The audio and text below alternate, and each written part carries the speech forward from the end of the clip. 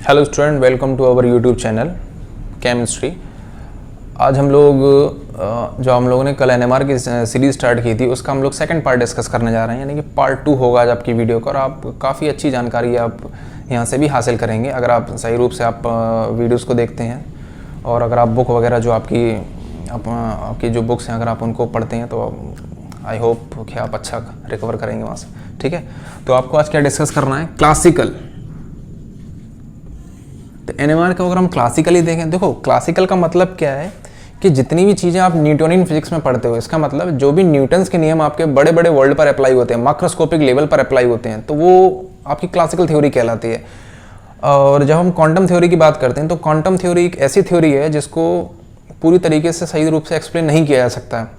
सो इसको समझने के लिए हम लोग दोनों कॉन्सेप्ट का इस्तेमाल करते हैं। क्वांटम थ्योरी से भी समझते हैं चीज़ों को, क्योंकि हम क्वांटम वर्ल्ड में तो स्टडी कर ही रहे हैं, है ना, सब एटॉमिक पार्टिकल्स की बात कर रहे हैं। प्लस क्लासिकल से भी हम लोग ये देखने की कोशिश करते हैं क्लासिकल थ्योरी हमको किस रिजल्ट पर पहुंचाता है। क्लासिकल का मतलब है कि अगर आप किसी न्यूक्लियस पर कोई एक एक्सटर्नल फील्ड अप्लाई करते हो तो वो एक्सटर्नल फील्ड उस न्यूक्लियस को, क्योंकि न्यूक्लियस भी एक मैग्नेट है और एक्सटर्नल फील्ड तो बाहर से मैग्नेट है, तो दो मैग्नेट जब इंटरेक्ट करेंगी तो एक्सटर्नल मैग्नेटिक फील्ड क्या करता है, छोटे से न्यूक्लियस पर एक टॉर्क लगाने की कोशिश करता है, यानी कि वो बाहर वाला फील्ड छोटे वाले न्यूक्लियस को ये इस पर मजबूर करता है कि वो उसकी ही डायरेक्शन में एलाइन हो जाए, बाहर वाले फील्ड की डायरेक्शन में। ठीक है, तो इस कोशिश में वो ऐसा सोचता तो है, सोचने का मतलब प्रैक्टिकली नहीं बट समझाने के लिए, ठीक है ना। तो मैं यहाँ पर ये लिख सकता हूँ, the external field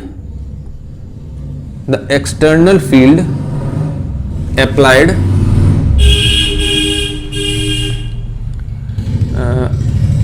the external field applies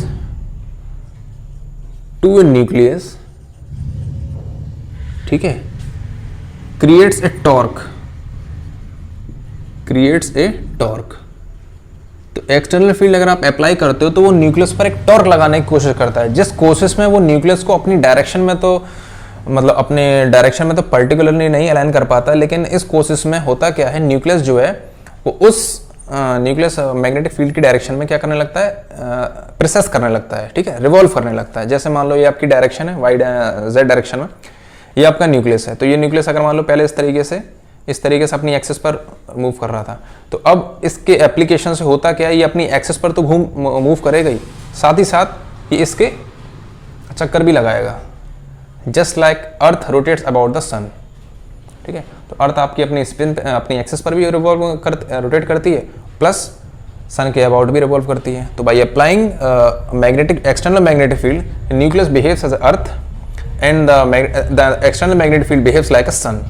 so this is a solar system. और जिस फ्रीक्वेंसी से वो न्यूक्लियस चारों तरफ क्या करता है, घूमता है, प्रोसेस करता है, तो उस चीज को, ये आपका फर्स्ट पॉइंट हो जाएगा। सेकेंड पॉइंट एक्सटर्नल फ्रीक्वेंसी होगी, the precessional frequency is same. Precessional frequency same होगी, किसके सेम होगी, same as the difference between, same as the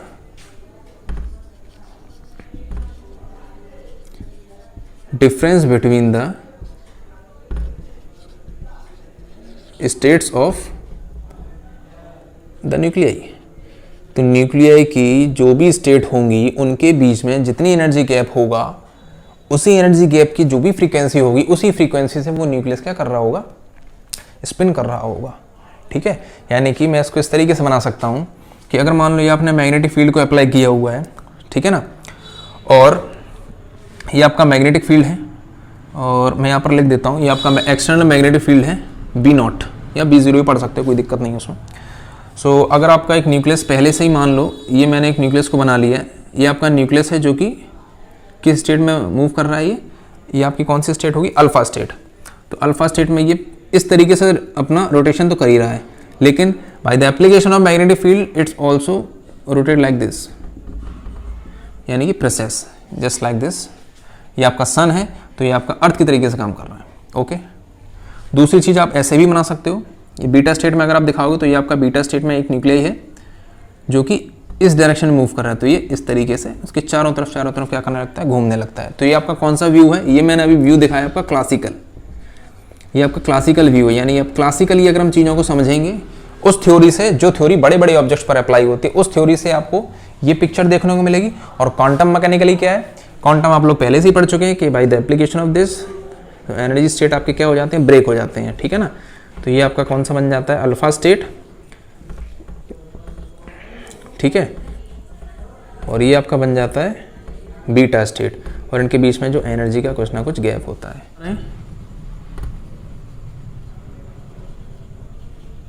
equilibrium bulk magnetisation, यानी कि इक्विलिब्रियम कंडीशन पर ओवरऑल मैग्नेटाइजेशन क्या होता है और कितना होता है, और इसके बाद या इससे हम लोग किस चीज़ों पर या किन हिसाब से हम लोग स्टडी कर सकते हैं, ठीक है, या ये क्यों हेल्पफुल है और कितनी हेल्पफुल है, ठीक है।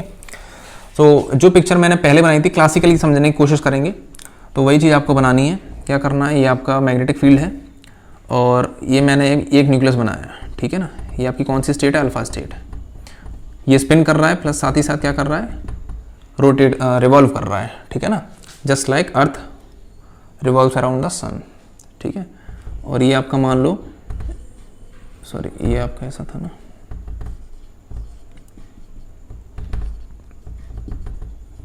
और ये आपका क्या है, डायरेक्शन है किसकी, एक्सटर्नल मैग्नेटिक फील्ड की आपकी क्या है, डायरेक्शन है, ठीक है।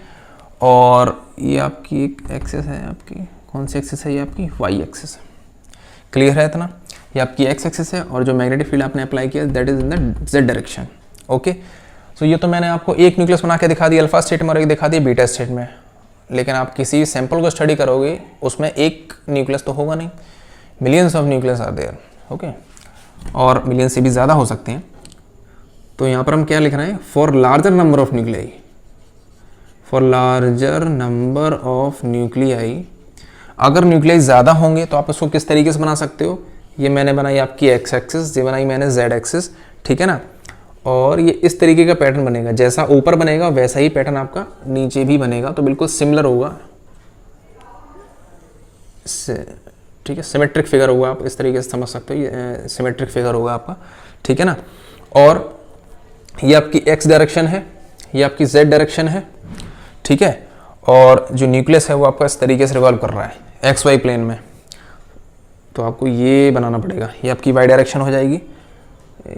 आप चाहो तो इसको डॉटेड से शो कर सकते हो, ये आपकी हो जाएगी वाई डायरेक्शन, ठीक है।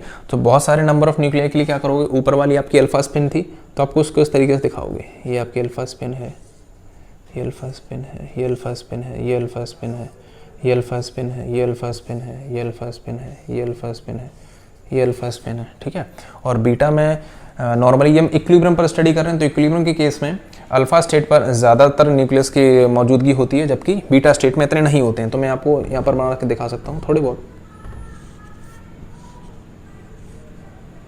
ठीक है ना।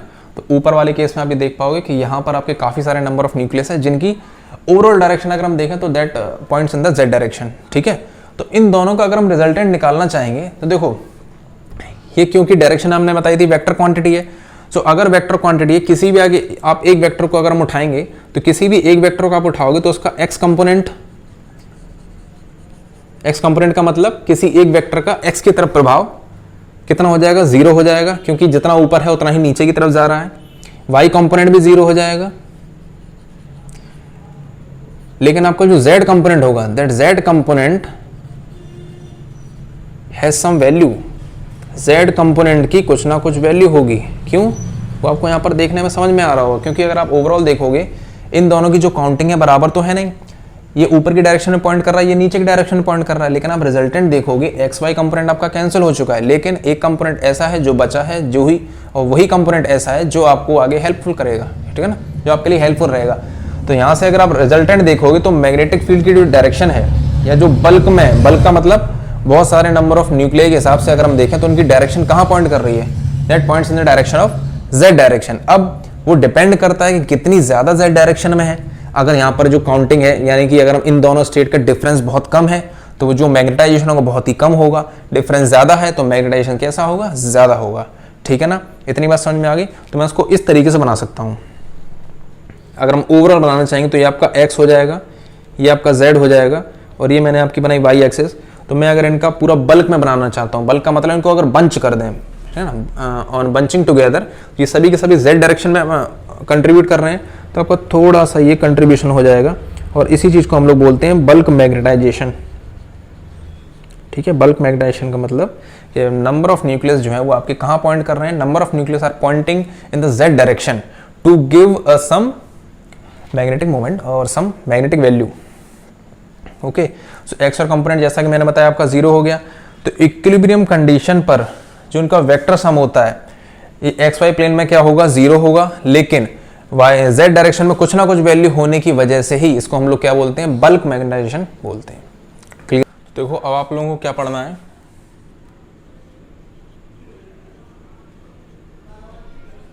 ऑब्जर्विंग द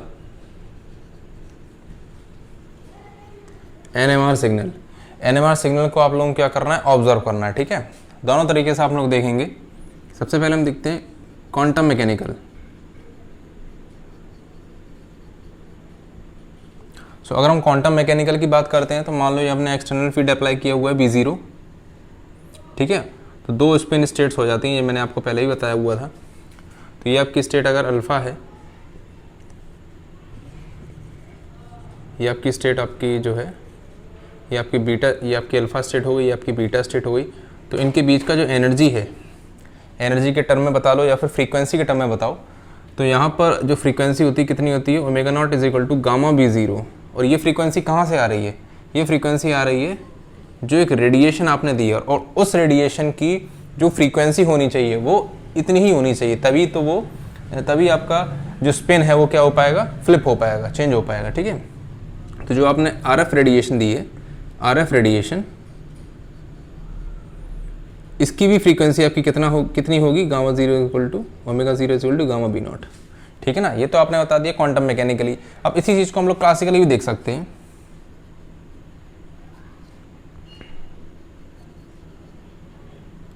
क्लासिकल मैकेनिकल अगर हम देखेंगे तो कैसा बनेगा, ये आप लोगों ने बनाया हुआ था पहले, ये आपका एक्सटर्नल मैग्नेटिक फील्ड B0 की डायरेक्शन है। ठीक है, ये आपका न्यूक्लियस है अल्फा स्टेट में, और ये इस तरीके से प्रोसेस कर रहा है। साथ ही साथ ये आपकी बीटा स्टेट है। तो मैंने आपको ये बताया हुआ था, जो न्यूक्लियस है वो लाइक अर्थ की जैसे बिहेव करता है, just like earth revolves around the sun. ठीक है ना, तो उसी तरीके से आपका ये टॉपिक दे रखा है। ठीक है, तो यहाँ पर भी इसको एक्साइट करने में भी क्या हो रहा है, और ये आपका ये एक्स डायरेक्शन, ये वाई एक्सिस, ये एक्स एक्सिस, और ये सब करवाने में, यानी कि इस फ्लिप को चेंज करवाने में क्या आपने किया हुआ है, आपने इसको इरेडिएट कराया है, किसके साथ, RF रेडिएशन के साथ। ठीक है, फ्रीक्वेंसी यहाँ पर भी कितनी होगी, gamma naught is equal to omega not is equal to gamma B0। ठीक है, वही यहाँ पर फ्रीक्वेंसी, प्रेसक्रिप्शनल फ्रीक्वेंसी यहाँ पर क्या होगी, वही फ्रीक्वेंसी होगी। ठीक है ना, तो एक ही चीज़ है, बस हम उसको दो पर्सपेक्टिव या दो पॉइंट ऑफ व्यू से समझने की यहाँ पर क्या करेंगे, कोशिश कर रहे हैं। ठीक है ना, इतनी चीज़। अब आपको क्या करना है थोड़ी, तो अब आपको ये देखना है कि जो अल्फा स्टेट है, अल्फा स्टेट से बीटा स्टेट में जो न्यूक्लियस है वो किस तरीके से पहुंच रहा है, यानी कौन सा प्रिंसिपल इन्वॉल्व है ऐसा कराने में कि एक न्यूक्लियस की स्पिन की स्टेट को अगर वो चेंज कर पा रहा है तो क्या चीज़ वहाँ पर इन्वॉल्व है, आपको वो चीज़ समझनी है। ठीक है, तो उस चीज़ को आप इस तरीके से समझ सकते हो। जैसे मान लो क्लासिकली हम समझेंगे इस चीज़ को, जैसे आपकी ये Z डायरेक्शन है, B0 है, ये आपकी X एक्सिस है, ये आपकी Z एक्सिस है, और ये आपकी Y एक्सिस है। ठीक है, तो आपका जो न्यूक्लियस है वो किस तरीके से प्रोसेस कर रहा है, ये मैंने मान लिया आपका न्यूक्लियस है, और ये इस तरीके से प्रोसेस कर रहा है। ठीक है, आपने क्या किया, Y एक्सिस के अलॉन्ग एक मैग्नेटिक फील्ड दी है। ठीक है, मैग्नेटिक फील्ड का मतलब है कि आपने यहाँ पर ये मैग्नेटिक फील्ड मैंने जनरेट कर दी, और ये मैग्नेटिक फील्ड किस तरीके से, ये आपकी रेडिएशन ही है, बस मैंने सर्कुलर वे में बना रखी है। अभी आपको बताऊंगा ये कॉन्सेप्ट कौन सा यहाँ पर मैंने यूज़ किया हुआ है। तो इसकी फ्रीक्वेंसी कितनी होगी, omega not is equal to gamma B0। होता क्या है, जब ये वाली जब आपकी वेव होती है जो आपने इरेडिएट की है, RF पल्स इसको हम लोग बोल रहे हैं। ठीक है ना, जब पल्स को हम लोग रेडिएट कराते हैं न्यूक्लियस के साथ, तब होता क्या है, जो न्यूक्लियस प्रोसेस कर रहा है और जो आपकी पल्स की फ्रीक्वेंसी है, ये दोनों फ्रीक्वेंसी आपकी कैसी होनी चाहिए, सिंक्रोनाइज्ड होनी चाहिए। अगर ये दोनों फ्रीक्वेंसी मैच कर जाती हैं तो उस केस में जो फ्लिप है वो कैसी हो जाएगी, चेंज हो जाएगी। ठीक है ना, तो उसी कॉन्सेप्ट को हम लोग को अब समझना है, और जिस कॉन्सेप्ट का आपका नाम है rotating frame of reference. Rotating frame of reference, यानी कि आपको ये सब चीज़ें समझने हैं इसके पहले आपको ये पता होना चाहिए कि what is a rotating frame of reference, rotating frame of reference होता क्या है, ठीक है ना। तो उस चीज़ को मैं यहाँ पर समझाता हूँ, ठीक है। जो आपकी वेव है, जैसे मान लो ये आपकी वेव है, ठीक है ना, तो वेव आपकी जो भी है, तो वेव इस तरीके से, इसकी फ्रीक्वेंसी मैंने कितनी मानी हुई है, omega not is equal to gamma B zero, ये आपकी वाई एक्सिस और ये टाइम डोमेन, टाइम के साथ आपने प्लॉट किया हुआ है। तो इसी चीज़ को हम लोग सर्कुलर मैनर में बना सकते हैं, किस तरीके से, जैसे ये मैं बना लिया सर्कुलर वे में, ठीक है। ये आपका बी वेक्टर है, ये आपका वाई हो जाएगा, ये आपका एक्स हो जाएगा, ठीक है ना, और ये बी है और यहाँ पर एंगल कितना हो जाएगा, थीटा। यहाँ पर इसको हम एक्सप्लेन कैसे करते हैं, y is equal to B one cos omega T, ठीक है। वही चीज़ यहाँ पर भी है, y is equal to B one cos theta बोल लो, या B one cos omega T बोलो। यहाँ पर थीटा क्या होता है, फेज बताता है, ठीक है ना। अच्छा, y का मतलब क्या है, y is the amplitude, y जो है मैग्नेटिक फील्ड स्ट्रेंथ का एम्पलीट्यूड है, ठीक है। और एक चीज़ और, जो यहाँ पर हम लोगों ने रेडिएशन इस्तेमाल की, उस रेडिएशन की सिर्फ हम मैग्नेटिक कंपोनेंट की बात कर रहे हैं, क्योंकि आपको पता होगा जितनी भी इलेक्ट्रोमैग्नेटिक रेडिएशंस होती हैं उसमें दो तरीके के कंपोनेंट इन्वॉल्व होते हैं, इलेक्ट्रिकल कंपोनेंट और मैग्नेटिक कंपोनेंट। लेकिन यहाँ पर NMR में सिर्फ आपको मैग्नेटिक कंपोनेंट से ही मतलब है, उसी के थ्रू आपको आगे देखना है, ठीक है ना। तो ये मैग्नेटिक कंपोनेंट होता है, और उसको हम लोग ये लिखने का तरीका होता है, ये वेव्स का फॉर्मेट इस तरीके से आप लिखेंगे। तो y क्या है, y इज़ द एम्पलीट्यूड और the strength of the magnetic field, ठीक है, या इलेक्ट्रोमैग्नेटिक वेव का जो मैग्नेटिक कंपोनेंट है उसकी कितनी स्ट्रेंथ है y एक्सिस में, वो यहाँ पर प्लॉट की गई है, ठीक है। तो इसी चीज़ को हम लोग ऐसे समझ सकते हैं, ठीक है। कैसे आपको समझना है, जैसे मान लो किसी एक टाइम पर अगर यहाँ पर आपकी फ्रीक्वेंसी, यहाँ पर आपकी वेव गई हुई है, ठीक है, तो वेव जैसे जैसे सर्कुलेट हो रही है, मैं आपको मान ले रहा हूँ कि इस डायरेक्शन में वेव जा रही है, तो जैसे जैसे यहाँ पर जाएगी उस तरीके से जैसे जैसे वेव इधर ट्रैवल कर रही है, वैसे वैसे आपका देखो y कंपोनेंट की जो वैल्यू है, यानी कि y की डायरेक्शन में जो एम्पलीट्यूड है वो घटता चला जा रहा है, और x की डायरेक्शन में जो एम्पलीट्यूड है वो बिल्ड होता चला जा रहा है, ठीक है। यानी कि जैसे जैसे यहाँ पर ये जाएगा तो वैसे वैसे y की वैल्यू कम हो रही है और x की वैल्यू इंक्रीज हो रही है। फिर आगे आप जाएंगे तो x की वैल्यू कम होगी और y की वैल्यू इंक्रीज होगी, लेकिन नेगेटिव डायरेक्शन में।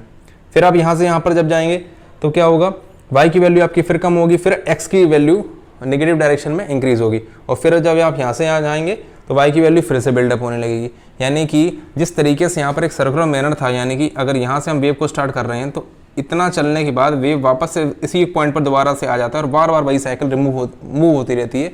उसी तरीके से यहाँ पर है कि मान लो मैं इस पॉइंट से चलना स्टार्ट करता हूँ, तो एक बार अगर मैं यहाँ पर जा रहा हूँ तो वापस घूम के वहीं पर आ रहा हूँ। इसका मतलब क्या है, आपको वेव के हिसाब से कैसे समझना है इस चीज़ को।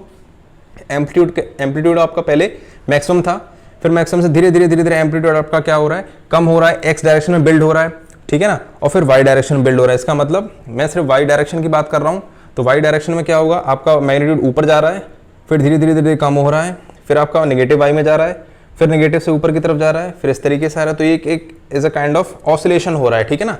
तो ये एक तरीका क्या हो रहा है, बार बार जो वेव है वो ऑसिलेशन हो रही है। तो मैंने इसी वेव को सर्कुलेटरी मैनर में यहाँ पर बनाया हुआ है, जिसको मैंने यहाँ पर शो किया हुआ था, ठीक है। इतनी चीज आपको क्लियर हो गई, ये किस तरीके से मैंने रिप्रेजेंटेशन कराया हुआ है। जब तक आपको ये समझ में नहीं आएगा, इसके बाद जो रोटेटिंग फ्रेम ऑफ रेफरेंस में बनाने जाऊँगा, वहीं से आपको समझ में आती हैं सारी चीज़ें कि किस तरीके से अगर आप RF पल्स को अप्लाई करते हैं किसी भी NMR सैंपल पर, तो किस तरीके से उसका जो स्पिन स्टेट है वो किस तरीके से चेंज होता है, ठीक है। ओके, अब आपको क्या करना है, रोटेटिंग फ्रेम ऑफ रेफरेंस समझना है।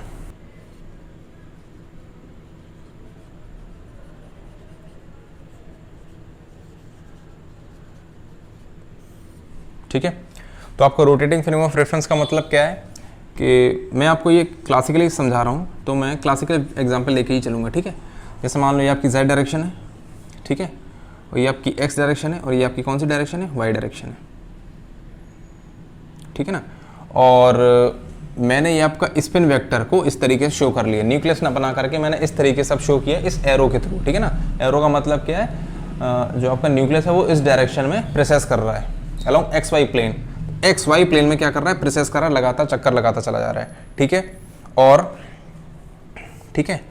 और मैंने ये भी मान लिया कि आपने जो मैग्नेटिक पल्स अप्लाई की हुई है, जो RF रेडिएशन है वो आपने अप्लाई की है किस डायरेक्शन में, RF रेडिएशन, मैं यहाँ पर लिख देता हूँ, RF radiation is applied along Y axis. तो आपने वाई एक्सिस से RF पल्स रेडिएशन अप्लाई की हुई है, और जो मैंने पहले बताया था y इज इक्वल टू कितना माना था मैंने, B1 cos ओमेगा t, ठीक है।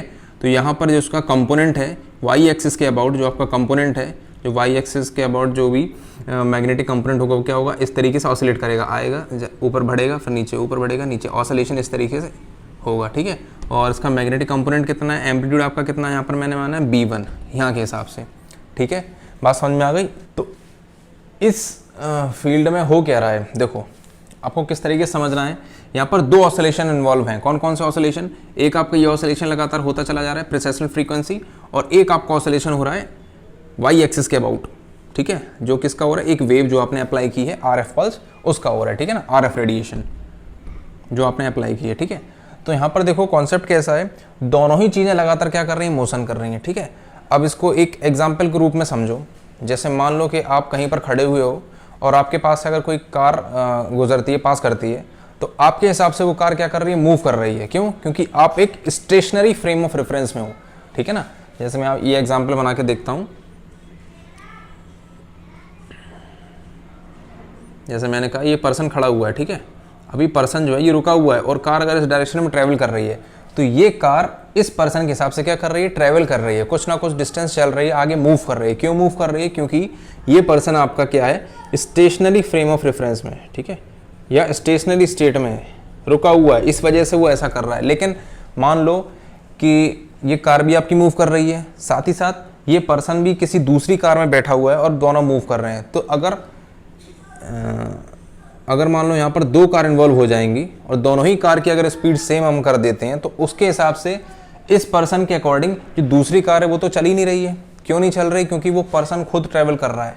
इसका मतलब एक ऐसी सिचुएशन क्रिएट हो गई है, दोनों के मोशन होने पर जैसे ही हम इस मैन की कंडीशन को, इस पर्सन की कंडीशन को स्टेशनरी से हटाकर कैसे कर देते हैं, अगर हम मूविंग स्टेट में अगर हम ले जाते हैं, ठीक है। अगर मान लो ये भी क्या कर रहा है, मूव कर रहा है, अगर ये भी पर्सन क्या कर रहा है, मूव कर रहा है, और कितनी स्पीड से, उतनी ही स्पीड से जितनी स्पीड से आपकी कार ट्रैवल कर रही है, तो इस पर्सन के अकॉर्डिंग ये कार जो है वो कैसी मानी जाएगी, स्टेशनरी मानी जाएगी, ठीक है। ठीक वही कॉन्सेप्ट हम लोग को यहाँ पर क्या करना है, इस्तेमाल करना है। कैसे? देखो, जो आपका फ्रीक्वेंसी, जो आपने RF रेडिएशन यहाँ पर अप्लाई की हुई है, उसका एम्पलीट्यूड आपका B1 है, तो वो भी क्या कर रहा है, लगातार इस तरीके से, वो जो आपका सर्कुलर मोशन हो वो लगातार इस तरीके से हो रहा है, ठीक है, इस तरीके से ये आपका सर्कुलर मोशन होता चला जा रहा है और ये भी सर्कुलर मोशन हो रहा है। तो इस वाले सर्कुलर, तो दोनों के लिए हो क्या रहा है, जो यहाँ पर न्यूक्लियस है, उस न्यूक्लियस के लिए ये वाला जो मैग्नेटिक फील्ड जो आप रेडिएशन के थ्रू दे रहे हो, वो कैसा मैग्नेटिक फील्ड होगा, स्टैटिक मैग्नेटिक फील्ड होगा, ठीक है। कहने का मतलब यहाँ पर ये है कि ये जो न्यूक्लियस है, या न्यूक्लियस, या ऐसा लिख सकते हो, for nucleus B1 field, B1 magnetic field is static. क्यों स्टैटिक है? Because B1 is in rotating frame of reference, ठीक है ना। बात समझ में आ रही है? क्योंकि ये दोनों ही चीजें आपस में लगातार क्या कर रही हैं, मूव कर रही हैं। तो इसीलिए इस वाले न्यूक्लियस के लिए जो B1 फील्ड है वो कैसा फील्ड है, स्टैटिक फील्ड है। यानी कि हम ऐसा कह सकते हैं कि B1 फील्ड जो है उसके लिए रुका हुआ है, कोई मूवमेंट नहीं हो रहा है। इसके हिसाब से हम ये भी चीज़ समझ सकते हैं कि कोई और एक चीज़ और, ये आपको तभी समझ में आएगा जब आप इस फील्ड के अंदर एंटर करेंगे। यानी कि जब तक आप रोटेटिंग फ्रेम ऑफ रेफरेंस है उसके रेस्पेक्ट में जो न्यूक्लियस आपका रिवॉल्व कर रहा है, वो तब तक आपका रिवॉल्व आपको नहीं लगेगा कि वो रिवॉल्व कर रहा है, ठीक है, क्योंकि आप उस समय कहाँ पर हो, रोटेटिंग फ्रेम ऑफ रेफरेंस में हो। लेकिन अगर आप मान लो लेबोरेटरी में हो, आप रुके हुए हो, खड़े हुए हो, तो आपके अकॉर्डिंग वो न्यूक्लियस क्या कर रहा है, लगातार क्या कर रहा है, प्रोसेस कर रहा है। But in rotating frame of reference जो न्यूक्लियस है वो उसके लिए बिल्कुल क्या हुआ है, रुका हुआ है, ठीक है। जस्ट लाइक ये एग्जाम्पल जो मैंने आपको समझाया था, ठीक है। अब देखो होगा क्या, तो अगर ये न्यूक्लियस मान लो इसके अबाउट, या इस न्यूक्लियस के लिए मैग्नेटिक फील्ड कैसा है, स्टैटिक है, तो मैं ये कह सकता हूँ जो प्रेसेशनल फ्रीक्वेंसी है वो आपकी कैसी हो जाएगी, जो प्रेसेशनल फ्रीक्वेंसी मैं बता रहा था, gamma is equal to omega is equal to gamma B0, तो उसके लिए जो प्रेसेशनल फ्रीक्वेंसी हो जाएगी वो कितनी हो जाएगी, 0। क्योंकि हम रोटेटिंग फ्रेम ऑफ रेफरेंस में स्टडी कर रहे हैं, ठीक है। But actually both the fields are present, external field as well as the B1 component, दोनों ही फील्ड प्रेजेंट है, लेकिन रोटेटिंग फ्रेम में होने की वजह से ये जो फ्रीक्वेंसी है वो कैसी आपको लग रही है, तो रोटेटिंग फ्रेम में होने की वजह से ये वैल्यू 0 हो जाएगी। अब क्योंकि ये वैल्यू 0 हो जाएगी तो मैं ये कह सकता हूँ कि गामा B0 इक्वल टू 0 हो जाएगा। तो यहाँ से और समझा जा सकता है कि B0 इक्वल टू 0 हो जाएगा, यानी कि जब तक आप रोटेटिंग फ्रेम में स्टडी करोगे तब तक इस न्यूक्लियस के लिए बाहर का जो भी एक्सटर्नल फील्ड है वो उसके लिए क्या हो चुका है, 0 हो चुका है। It's practically present but in the rotating frame of reference, in the respect of rotating frame of reference it disappears, ठीक है। लेकिन आपके लिए दोनों चीज़ें प्रेजेंट है, प्रेजेंट, ठीक है। तो यहाँ पर क्या हो गया, B0 की वैल्यू 0 हो गई। अब B0 की वैल्यू 0 हो गई, लेकिन आपको पता है जो न्यूक्लियस है, न्यूक्लियस को क्या करना है, प्रोसेस करना है, और न्यूक्लियस जो भी प्रोसेस करेगा वो मैग्नेटिक फील्ड के हिसाब से प्रोसेस करेगा। और दूसरी चीज़, न्यूक्लियस को सिर्फ मैग्नेटिक फील्ड से मतलब है। न्यूक्लियस के लिए क्या चीज़ इंपॉर्टेंट है, न्यूक्लियस के लिए मैग्नेटिक फील्ड इंपॉर्टेंट है। फिर फर्क नहीं पड़ता कि वो मैग्नेटिक फील्ड आपको B0 से मिल रहा है या B1 से मिल रहा है, ठीक है ना, क्योंकि न्यूक्लियस को तो मैग्नेटिक फील्ड मिल रहा है और उसको उस मैग्नेटिक फील्ड के अबाउट प्रोसेस करना है। बात समझ में आ रही है। तो फिर चाहे वो B0 हो या B1 हो। अब क्योंकि यहाँ से B0 मैंने हटा दिया है, क्यों हटा दिया है, क्योंकि रोटेटिंग फ्रेम ऑफ रेफरेंस में न्यूक्लियस के लिए बाहर का जो एक्सटर्नल फील्ड है वो कैसा फील्ड जो है वो कैसा है, वो चला जा चुका है, यानी डिसअपीयर हो चुका है। क्लियर, ठीक है, इतनी चीज समझ में आ गई। और फिर वही चीज है कि जब इसकी फ्रीक्वेंसी यानी the frequency of the this radiation matches और synchronise with the frequency, normal frequency of the nucleus, जब सिंक्रोनाइजेशन हो जाएगा तो उस केस में क्या होगा, जो आपका न्यूक्लियस Z डायरेक्शन में प्रोसेस कर रहा था वो न्यूक्लियस अब आपका Y डायरेक्शन में क्या करने लगेगा, प्रोसेस करने लगेगा। बात समझ में आ गई इतनी।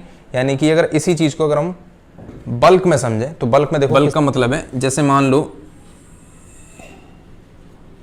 ये Z एक्सिस, X एक्सिस और ये आपकी क्या Y एक्सिस। कल मैंने समझाया था जो बल्क मैग्नेटाइजेशन होता है वो Z डायरेक्शन में क्या होता है, बिल्डअप होता है। तो ये आपका है Z डायरेक्शन में, ठीक है। बल्क मैंने इसलिए बोला हुआ है इसको क्योंकि काफ़ी सारे न्यूक्लियस मिल करके कुछ ना कुछ मैग्नेटाइजेशन पॉजिटिव Z डायरेक्शन की या पॉजिटिव Z डायरेक्शन में कुछ ना कुछ बिल्डअप करते हैं इस वजह से। तो अगर आप मान लो इस पर RF रेडिएशन को अप्लाई करते हो, ऑन अप्लाइंग RF रेडिएशन, तो रेडिएशन को अप्लाई करने पर होगा क्या,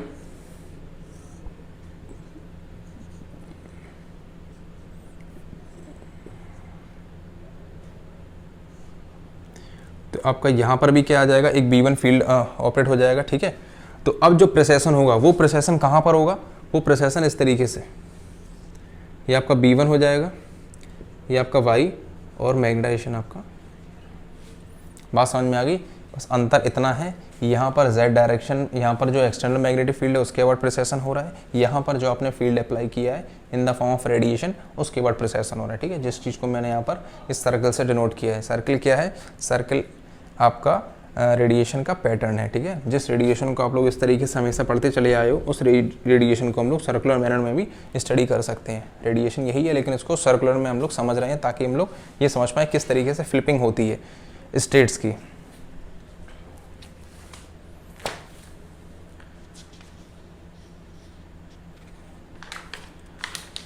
तो यहाँ से जो भी बल्क मैग्नेटाइजेशन हो रहा है, यानी कि अब जो प्रोसेसन हो रहा है, जो बल्क मैग्नेटाइजेशन है वो कहाँ पर होगा, in the direction of in XZ plane, ठीक है। तो जो बल्क मैग्नेटाइजेशन आपका जो हो रहा है वो आप इसको ऐसा कह सकते हो कि बल्क मैग्नेट, आप ऐसा ना बना करके इसको इस तरीके से बना सकते हो, जो बल्क मैग्नेटाइजेशन है ये, क्योंकि 3D फिगर है तो आपको समझने में थोड़ी सी प्रॉब्लम हो सकती है। तो बल्क मैग्नेटाइजेशन अगर Y डायरेक्शन में हो जाएगा तो उससे क्या होगा, जो प्रोसेसन होगा वो कहाँ पर होगा, जो प्रोसेसन है आपका, precession is in XZ plane. तो XZ प्लेन के अबाउट क्या करेगा, वो प्रोसेस करता चला जाएगा, ठीक है। इतनी चीज समझ में आ गई। अच्छा, किसी भी मॉलिक्यूल के अंदर काफ़ी सारे न्यूक्लियस प्रेजेंट होते हैं और हर एक न्यूक्लियस की जो प्रोसेसनल फ्रीक्वेंसी होती है वो सेम नहीं होती है ना। तो हम ऐसा लिख सकते हैं, each nuclear in a molecule, each nuclei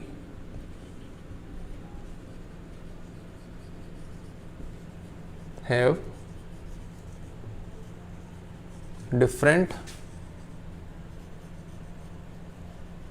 प्रिसेशनल frequency, ठीक है ना। तो हर मॉलिक्यूल के अंदर जितने भी न्यूक्लियस हैं तो उनके सबकी क्या होती है, प्रिसेशनल फ्रीक्वेंसी डिफरेंट होती है। तो फिर किस तरीके से, और जो हमने आरएफ पल्स दी है वो तो एक ही आरएफ पल्स दी है, यानी कि आरएफ पल्स अगर हम एक दे रहे हैं तो उसकी फ्रीक्वेंसी सिर्फ एक ही फ्रीक्वेंसी होगी। तो कैसे एक ही फ्रीक्वेंसी काफ़ी सारे अलग अलग न्यूक्लियस को, जिनकी एनर्जीज अलग अलग हैं, जिनको अलग अलग फ्रीक्वेंसी की रिक्वायरमेंट है एक्साइट होने के लिए, तो किस तरीके से वो एक पल्स हेल्पफुल होती है, ठीक है ना।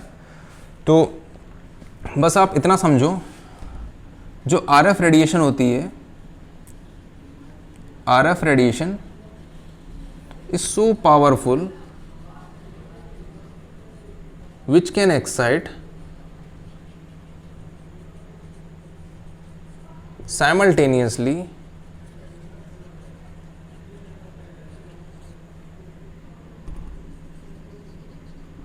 all the nuclei of a sample, ठीक है ना। इतनी चीज आरएफ रेडिएशन इतनी ज़्यादा पावरफुल होती है, या इस हिसाब से एडजस्ट करके, इस फ्रीक्वेंसी को एडजस्ट करके सेंड किया जाता है वहाँ पर न्यूक्लियर सैंपल पर, कि जब वो उससे स्ट्राइक करे तो मैक्सिमम से मैक्सिमम न्यूक्लियस को वो एक्साइट कर पाए, जिसकी वजह से हमारा जो पैटर्न बनने वाला है इन द फॉर्म स्पेक्ट्रम, तो वो आपका जो पैटर्न बने वो काफ़ी अच्छा बने, या ऐसा कहो जिससे आपके कुछ ना कुछ जानकारी मिल पाए, ठीक है ना। तो इसीलिए हम लोग आरएफ रेडिएशन को इस तरीके से एडजस्ट करते हैं जिससे कि वो सभी के सभी न्यूक्लियस को एक्साइट कर पाए, ठीक है।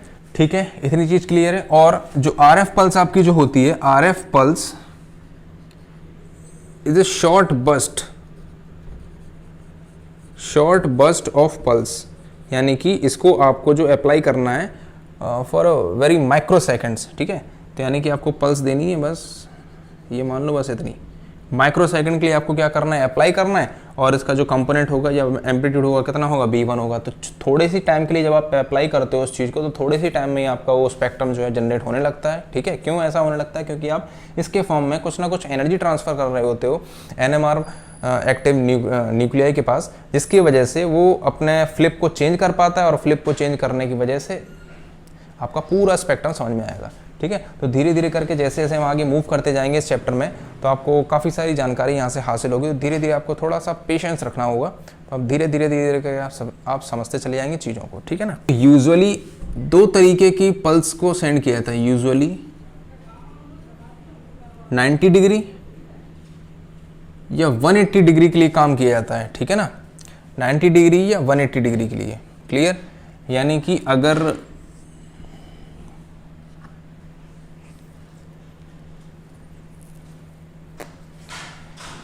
ये आपका मैग्नेटाइजेशन अगर मान लो z डायरेक्शन में, और कुछ ना कुछ फ्रीक्वेंसी आपकी इसकी है जो कि y डायरेक्शन में है, और यहाँ पर x डायरेक्शन है, तो इस तरीके से आपको पल्स को अप्लाई करना है। तो इस तरीके से आपको पल्स एडजस्ट करनी है कि इस मैग्नेटाइजेशन की डायरेक्शन है वो 90 डिग्री से मूव कर जाए, ठीक है। तो अगर डायरेक्शन 90 डिग्री से मूव करेगी तो ये पल्स मूव करके कहाँ पर आ जाएगी, तो ये पल्स आपकी मूव करके जो मैग्नेटाइजेशन वो किस डायरेक्शन में बिल्ड होने लगेगा, सॉरी ये आपका ऐसा बन गया है, ये आपका z होगा, ठीक है ना।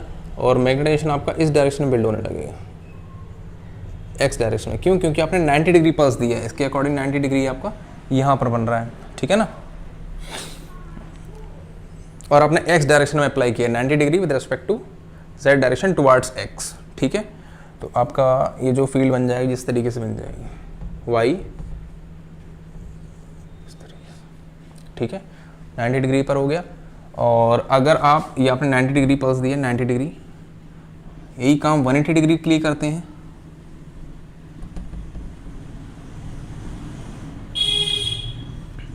अगर हम 180 डिग्री के लिए करेंगे तो ये मैग्नेटाइजेशन जो है वो चेंज हो जाएगा, और कहाँ पहुंच जाएगा, यहाँ पर आ जाएगा, ठीक है। ये आपकी x है, ये आपकी y है, और ये इस तरीके से, ठीक है। ठीक है, इतनी चीज़ आपको समझ में आ गई। ज़्यादातर जो डेटा है वो आपको 90 डिग्री पर, इस बल्क मैग्नेटाइजेशन को आप 90 डिग्री से टिल्ट करेंगे, फ्लिप करेंगे, ठीक है ना, या फिर 180 डिग्री फ्लिप करेंगे, तो ज़्यादातर जितने भी एनएमआर एक्टिव न्यूक्लियाई हैं वो इन्हीं में आपको रिजल्ट दे देते हैं, अपना स्पेक्ट्रम को शो करने लगते हैं, ठीक है। और अच्छा एक चीज़ और ये क्योंकि मैंने आपको बताया जो भी आपको RF पल्स रेडिएशन अप्लाई करनी है that applies for a very short duration of time for micro seconds. Okay, so micro second के लिए अगर आप अप्लाई कर रहे हो तो कुछ टाइम के बाद वो पल्स हटने वाली है। तो पल्स अगर हटेगी तो होगा क्या, पल्स के हटने से ये मान लो अगर मैं यहाँ पर अगर मैंने 90 डिग्री पल्स दी है या 90 डिग्री से टिल्ट किया हुआ उसको फ्लिप किया हुआ है, तो अगर जब तक ये पल्स रहेगी, जब तक वो रेडिएशन का इम्पैक्ट रहेगा, तब तक तो वो जो बल्क मैग्नेटाइजेशन उसकी डायरेक्शन कहाँ पर होगी, एक्स डायरेक्शन में होगी। लेकिन जैसे ही वो उसका इम्पैक्ट खत्म होगा तो वैसे वैसे होगा क्या, ये जो बल्क मैग्नेटाइजेशन जो बिल्डअप हुआ था एक्स डायरेक्शन में वो धीरे धीरे वहाँ से ख़त्म होकर के वापस अपनी पोजीशन पर आ जाएगा। क्यों? क्योंकि मैग्नेटिक फील्ड एक्सटर्नली तो प्रेजेंट है। ठीक है, यहाँ का काम सिर्फ माइक्रो सेकंड के लिए B1 आ रहा है, तो B1 जब तक आएगा तब तक ये काम हुआ। जैसे B1 गया तो फिर न्यूक्लियस के लिए, न्यूक्लियस को किस चीज़ से, न्यूक्लियस को सिर्फ मैग्नेटिक फील्ड से मतलब है, उससे मतलब नहीं है कि वो मैग्नेटिक फील्ड कहाँ से मिल रहा है। ठीक है ना, तो जैसे यहाँ का मैग्नेटिक फील्ड खत्म तो इसके अबाउट प्रोसेस छोड़ के वो B0 जो आपका एक्सटर्नल फील्ड है उसके अबाउट प्रोसेसिंग करने लगता है। ठीक है, इतनी समझ में आई। और उसी चीज़ को हम लोग क्या बोलते हैं, अगर बल्क मैग्नेटाइजेशन जो आपने मूव किया, मतलब किसी डायरेक्शन, किसी एंगल से आपने इसको फ्लिप किया हुआ था, अगर वो दोबारा से अपनी ओरिजिनल पोजीशन पर जाने लगता है तो उसी को हम लोग बोलते हैं रिलैक्सेशन प्रोसेस। ठीक है, the process by which the magnetization get back to its original position is called relaxation process. ठीक है, तो रिलैक्सेशन प्रोसेस में हो क्या कह रहा है,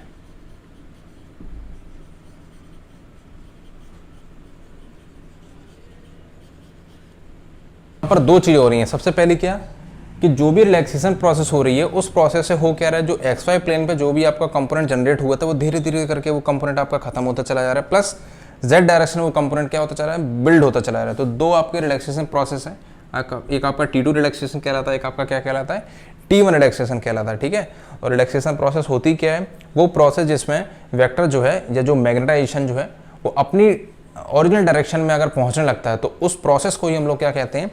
जब आप RF पल्स को अप्लाई करते हो, जैसे मैंने आपको बताया था कि यहाँ पर एक्चुअली में होता क्या, सिचुएशन आपकी कैसी होती थी कि अगर मैं बहुत सारे न्यूक्लियस की बात करूँ,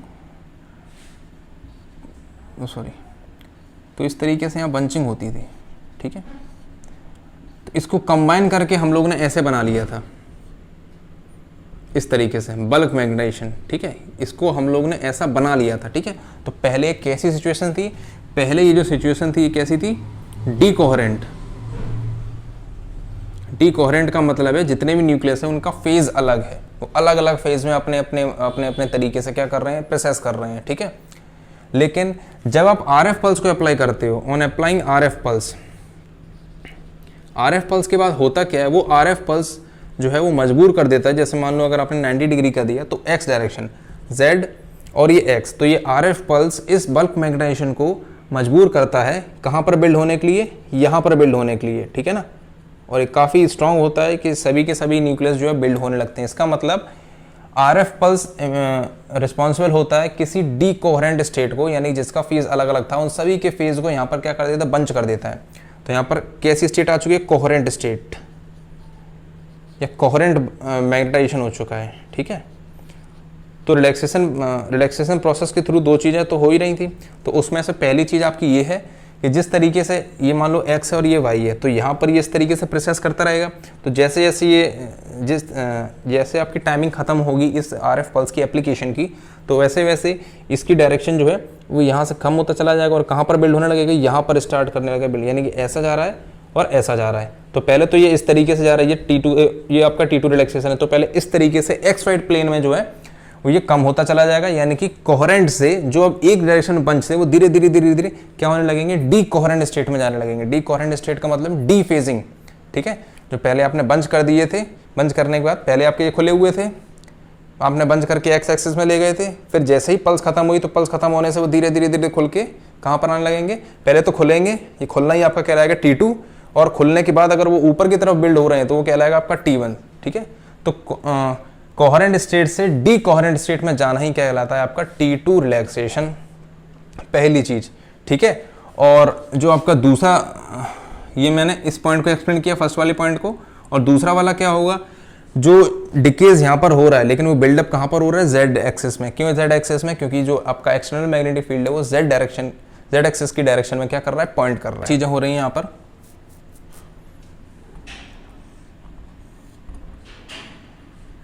जो आपका बल्क मैग्नेटाइजेशन था, ये T2 रिलैक्सेशन के थ्रू, अगर आपका T2 रिलैक्सेशन इस पर अप्लाई हो रहा है, T2 रिलैक्सेशन से होगा क्या, ये सभी के सभी स्टार्ट टू डी फेज, इनका क्या होने लगेगा, इनका फेज चेंज होने लगेगा। ठीक है, तो फेज चेंज होने का मतलब है, इसको मैं ऐसा कह सकता हूँ, ये अलग अलग डायरेक्शन में, रैंडम डायरेक्शंस में धीरे धीरे करके इस तरीके से क्या करने लगेंगे, इस तरीके से फैलने लगेंगे।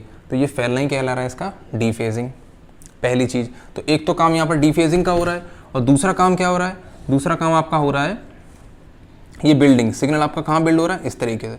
तो दो प्रोसेस साथ में चल रही हैं। कौन कौन सी प्रोसेस, एक तो इस डायरेक्शन में जा रहा है T2 की वजह से, और इस डायरेक्शन में जा रहा है T1 की वजह से। दोनों ही काम आपके कैसे हो रहे हैं, साथ में काम हो रहे हैं। तो इसका मतलब ये कहीं ना कहीं इस तरीके का बिहेवियर है कि थोड़ा सा आपका इधर जाएगा मोशन, और मतलब अंदर भी जा रहा है और ऊपर भी जा रहा है, फिर अंदर भी जाएगा ऊपर भी जाएगा, अंदर भी जाएगा ऊपर भी जाएगा। तो इस तरीके से आपका एक स्पायरल पैटर्न बन जाएगा। ठीक है, और धीरे धीरे डिके हो रहा है, तो इसका मतलब जो आपका पैटर्न बनेगा वो इस तरीके का पैटर्न बन जाएगा। ये आपकी वाई एक्सिस, ये आपकी जेड एक्सिस, ये आपकी एक्स एक्सिस। तो जो पैटर्न बन रहा है कैसा बन रहा है, ये फ्रीक्वेंसी है आपकी, धीरे धीरे धीरे धीरे धीरे धीरे। ठीक है ना, तो यहाँ पर एक्स वाई प्लेन में जो इफेक्ट है मैग्नेटाइजेशन का, वो बल्क मैग्नेटाइजेशन, वो इफेक्ट भी कम होता चला जा रहा है। साथ ही साथ जेड डायरेक्शन में जो मैग्नेटाइजेशन है वो क्या, बिल्डअप होता चला जा रहा है। ये जो आपका सिग्नल की जो स्ट्रेंथ है, ये धीरे धीरे क्या होती जा रही है, रिलैक्सेशन प्रोसेस के थ्रू ये जो स्ट्रेंथ है धीरे धीरे धीरे धीरे आपकी क्या होती जा रही है, खत्म होती चली जा रही है। तो यहाँ पर अगर आप कोई इंडक्शन कॉइल को प्लेस करोगे जिसमें आप इस चीज़ को फील कर पाओ, इफेक्ट फील कर पाओ उसका, तो वो इस तरीके से कुछ इम्पैक्ट आएगा आपका स्ट्रेंथ का या आपकी इंटेंसिटी का ग्राफ अगर हम यहाँ पर बनाना चाहेंगे तो इंटेंसिटी और फ्रीक्वेंसी, इसकी फ्रीक्वेंसी रेडिएशन की, फ्रीक्वेंसी ऑफ रेडिएशन। ठीक है, तो किस तरीके ग्राफ आ रहा है यहाँ पर, ये लगातार लगातार इस तरीके से आपका ग्राफ आएगा। यही ग्राफ आप लोग क्या करते हैं, रिकॉर्ड करते हैं, जिसकी वजह से हम लोग को स्पेक्ट्रम मिलता है और यहाँ से अलग अलग मॉलिक्यूल्स की आपको क्या मिलती है, जानकारी लगातार मिलती चली जाती है। ठीक है, ये बात आपको समझ में आ गई है। और एक चीज़ और, जैसा कि मैंने आपको पहले भी बताया था कि एक मॉलिक्यूल के अंदर नंबर ऑफ न्यूक्लियस होते हैं और उनकी अलग अलग फ्रीक्वेंसी होती है। तो यहाँ पर जो मैंने जो एक आपको जो पैटर्न बना के दिखाया, ये सिर्फ एक न्यूक्लियस का बनाया, लेकिन ऐसे नंबर ऑफ न्यूक्लियस होंगे, क्योंकि और एक चीज़ और, अलग अलग न्यूक्लियस की फ्रीक्वेंसी अलग अलग क्यों होती है, क्योंकि मॉलिक्यूल में न्यूक्लियस की पोजीशन कहाँ पर है उससे इफेक्ट पड़ता है। ठीक है, यानी कि मॉलिक्यूल में जितने भी न्यूक्लियस प्रेजेंट है उनका केमिकल एनवायरनमेंट क्या है, जिस तरीके से उनका केमिकल एनवायरनमेंट होगा उनकी प्रेसेशनल फ्रीक्वेंसी भी अलग होगी, जिसकी वजह से उनका जो आपका जो यहाँ पर जो अच्छा एक चीज़ और, इसको हम लोग बोलते हैं, इसी को हम लोग बोलते हैं FID, फ्री इंडक्शन डिके। ठीक है ना, तो फ्री इंडक्शन डिके क्यों, क्योंकि इस समय के साथ क्या होता जा रहा है, कम होता चला जा रहा है। फ्री क्यों है, क्योंकि स्पिन जो है अपने तरीके जो न्यूक्लियर था वो फ्री टू स्पिन है। ठीक है, इंडक्शन क्यों, क्योंकि वो हम किसी दूसरी कॉइल में क्या कर रहे हैं, इंड्यूस कर रहे हैं इस सिग्नल को। ठीक है, तो ये आपका क्या कहलाता है, FID कहलाता है। इस FID को ही रिकॉर्ड कर दे। तो मान लो अगर एक और न्यूक्लियस होता तो हो सकता है उसका सिग्नल को जिस तरीके से आता, ठीक है, एक और होता तो उसका सिग्नल इस तरीके से आता। यानी सेम हो भी सकते हैं अगर केमिकल एनवायरनमेंट सेम है तो, और अगर केमिकल एनवायरनमेंट अलग अलग है तो उसकी FID जो है वो भी अलग अलग मिलेगी। ठीक है, अभी तक आपने जो पूरी NMR पढ़ी, लेकिन पूरी NMR के थ्रू मैंने आपको क्या बताया, मैंने आपको ये बताया कि जितनी भी हम लोग स्टडी कर रहे हैं वो किस पर स्टडी कर रहे हैं, न्यूक्लियस पर स्टडी कर रहे हैं। इस पर क्या अप्लाई कर रहे हैं, इस पर हम लोग अप्लाई कर रहे हैं एक magnetic field, external magnetic field. और ये देख रहे थे कि इसकी जो फ्रीक्वेंसी होती है, that frequency is equal to omega not is equal to gamma B0। But actually में क्या न्यूक्लियस आपको कहीं अकेला मिलेगा, खाली न्यूक्लियस आपको कहीं मिल ही नहीं सकता। ठीक है ना, अगर आपको न्यूक्लियस तक पहुंचना है तो बाहर इलेक्ट्रॉन्स को भी पार करना पड़ेगा, इलेक्ट्रॉन्स की लेयर को क्रॉस करके ही आप न्यूक्लियस तक मैग्नेटिक फील्ड पहुंचा सकते हैं। ठीक है ना, तो क्योंकि इस न्यूक्लियस के बाहर काफ़ी सारे इलेक्ट्रॉन का डिस्ट्रीब्यूशन है, जो कि करता क्या है, जो एक्सटर्नली अप्लाइड मैग्नेटिक फील्ड को रिड्यूस करने की कोशिश करता है। ठीक है ना, उसकी नेगेटिव डायरेक्शन में, अगर मान लो यहाँ से मैग्नेटिक फील्ड आपका इस डायरेक्शन में अप्लाई हो रहा है तो उस केस में होगा क्या, जो आप मैग्नेटिक फील्ड आप मान लो इस पर B0 मैग्नेटिक फील्ड अप्लाई करना चाहते हो, तो ये nucleus B0 magnetic field experience नहीं करेगा, बल्कि उससे थोड़ी सी कम वैल्यू एक्सपीरियंस करेगा। वो क्यों, क्योंकि न्यूक्लियस इलेक्ट्रॉन जो है वो उस न्यूक्लियस को क्या करे हुए, शील्ड करे हुए, रोके हुए हैं, ठीक है। तो यानी कि अगर आप ओमेगा इफेक्टिव देखना चाहेंगे, इफेक्टिव का मतलब कि मैग्नेटिक फील्ड का कितना प्रभाव पड़ रहा है किसी भी आई न्यूक्लियस पर, तो ये कितना होगा, gamma B nought 1 minus sigma I, ठीक है। इसी को हम लोग बोलते हैं केमिकल शिफ्ट,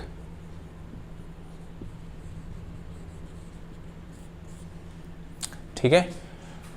तो आई होप आपको इतना जो मैंने पढ़ाया है आज थोड़ा बहुत समझ में आया होगा। इसके बाद हम लोग कल मिलेंगे।